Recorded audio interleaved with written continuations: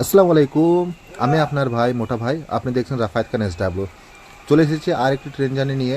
আজকে train journey করব 13180 Suri Sealdah memo express, যেটি সিউড়িতে ছাড়ে সকাল 5:10 এবং শিয়ালদা পৌঁছায় 10:05। 9টি স্টেশন কভার করে এই ট্রেনটি সকাল 10:05 পৌঁছায় শিয়ালদা। আমার পাথর চাপড়ি দেখা শেষ হয়েছে এবং আমার পাথর চাপড়ি ভ্রমণের ফুল ভিডিও পাবেন ভিডিও শেষে। আপনাকে একটি ছোট্ট ইনফরমেশন দিয়ে দিই। ছোট্ট ইনফরমেশন হচ্ছে যে আপনি যদি মনে করেন যে আমি এই ট্রেনটি ধরবো, তো আপনাকে পাথর চাপড়ি থেকে বের হতে হবে 3:30 নাগাদ। আর 3:30 নাগাদ যদি বের হন তবেই আপনি এই ট্রেনটি পাবেন। কারণ 3:30 নাগাদ আপনি কোনো বাস পাবেন না, কোনো অটো পাবেন না। তো আপনাকে একটু কেয়ারফুলি করে আপনাকে একটু দেখে শুনে আসতে হবে। আমি কি করে এসেছি একটু জেনে নিন। আমি এসেছি পাথরচাবড়ির মাজার থেকে এখানে। আর এই জায়গাটার আধা ঘন্টা দাঁড়িয়ে থাকার পর তারপরে আমি একটা অটো পেয়েছি এবং তার ভাড়া নিয়েছে 100 টাকা। চলুন এবার আমার সিটটা দেখিয়ে দিই এবং আর কিছুক্ষণের পরে আমার ট্রেনটা ছেড়ে দেবে। তো ওই হচ্ছে আমার ব্যাগ। তো আমি আজকে বসে আছি জানলার পাশে। এই ট্রেনটির টিকিট মূল্য হচ্ছে 60 টাকা। আর এর পরবর্তী স্টেশন হচ্ছে ধুবরাজপুর। আজ তারিখ হচ্ছে 26শে ফেব্রুয়ারি 2024। তো এত ঠান্ডা স্টেশনে, আর চারিদিকটা দেখুন একটু অন্ধকার হয়ে আছে। এখনও এখানে কী বলবো, কুয়াশা কাটেনি। স্টেশনে এখন নতুন কাজ চলছে, তো দেখে নিন। খুবই শীঘ্রই মাশাআল্লাহ রমজান মাস আসছে। তো কে কে রোজা করবেন অবশ্যই জানাবেন কমেন্টে। আর মনে মনে নিয়ত করে রাখবেন যেন ইনশাল্লাহ আমাদের যেন 30টা রোজাই করা হয়। তো চলুন দেখতে থাকুন আমার এই ট্রেন জার্নি। যদি আমার এই ট্রেন জার্নিটা আপনার ভালো লাগে তো আমার চ্যানেলটিকে অবশ্যই সাবস্ক্রাইব করবেন এবং কমেন্টে অবশ্যই জানাবেন যে এর পরবর্তী ট্রেন জার্নি বা কোথায় আপনি দেখতে চান সেটি জানাবেন অবশ্যই। চলুন এরপরে আপনাদের সঙ্গে সরাসরি দেখা হচ্ছে ধুবরাজপুরে।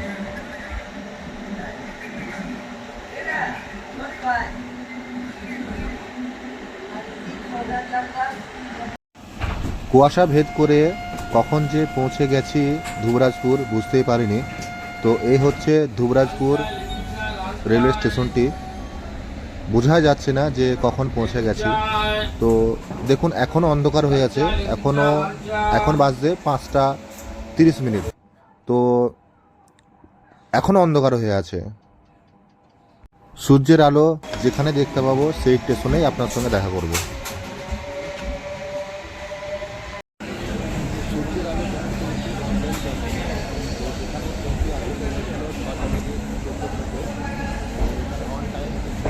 এই হচ্ছে অ্যান্ডাল জংশন।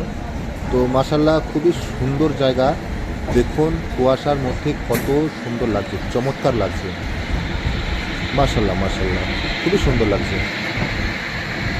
এর পরবর্তী স্টেশন হচ্ছে দুর্গাপুর, তারপরে হচ্ছে পানাগড়, তারপরে হচ্ছে বর্ধমান। আমি বর্ধমানে নেমে যাব। বর্ধমানে নামার পর আমি ওখান থেকে কাঁটা লোকাল ধরে আমার বাড়ি পৌঁছে যাব।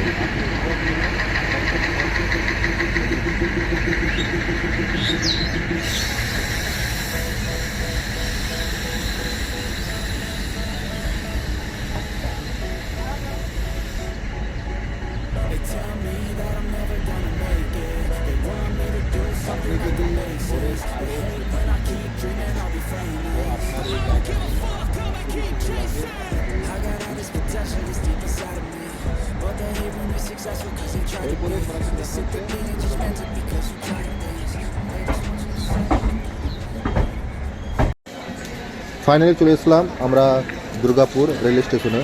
এখানে আসার সময় ছিল 6:29, এসেছে 6:38। এখানে কিছু সময় লেট হয়েছে। এই স্টেশনের পরিচয় হচ্ছে স্টিল ফ্যাক্টরি এবং সিমেন্ট ফ্যাক্টরির সবথেকে বেশি।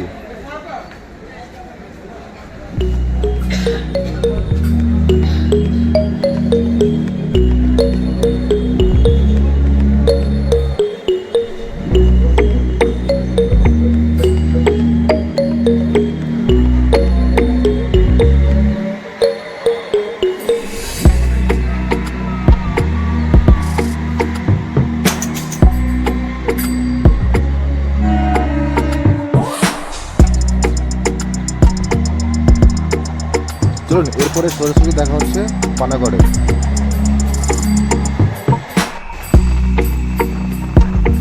মাশাল্লাহ মাশাল্লাহ, ভোরের স্পিডটা দেখুন একবার, লোকাল ট্রেন তো স্পিডটা দেখুন একবারে রাজধানীর মতন। মাশাল্লাহ মাশাল্লাহ, ঠান্ডা হাওয়া বইছে, খুবই ভালো লাগছে।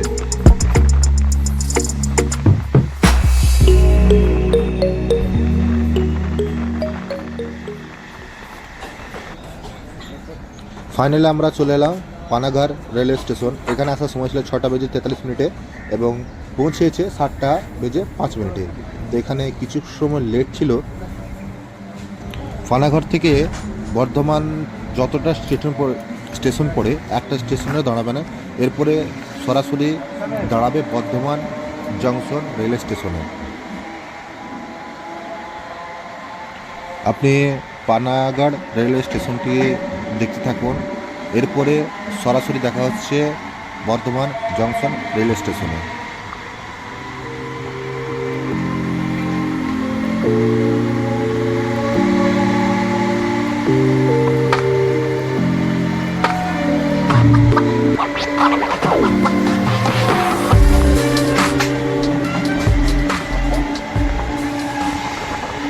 ফাইনালি আমরা চলে এসেছি বর্ধমান জংশন রেলওয়ে স্টেশন। এটি হচ্ছে বর্ধমান রেলওয়ে স্টেশনে 8 নম্বর প্ল্যাটফর্ম। তো এখান থেকে যাবে কাটোয়া যাওয়া ট্রেন। আমার এই ছোট্ট ট্রেন জার্নিটা আপনার কেমন লেগেছে আপনি অবশ্যই কমেন্টে জানান। তো এরপরে আপনি কোন জায়গা দেখতে চান কমেন্টে জানাবেন। দেখা হচ্ছে অন্য কোনো আর এক নতুন ভিডিওতে। ততক্ষণের জন্য ভালো থাকবেন, হাসতে থাকবেন। খুদা হাফিজ।